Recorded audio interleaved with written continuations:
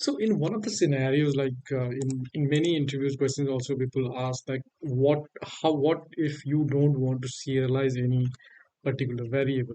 So if you don't want to serialize any variable, so what you could do is you could make that as a transient, transient, right? And let me add, let's say I'm adding the address as a variable, and I'm adding it here.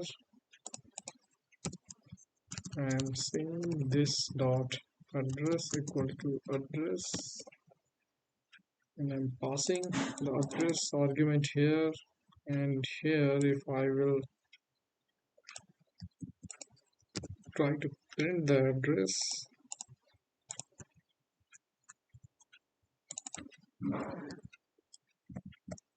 compile this,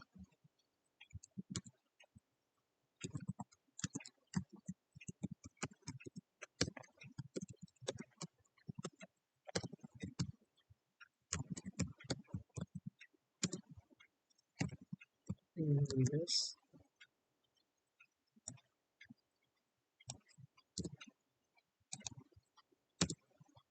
See the employee number, not the employee number, but address.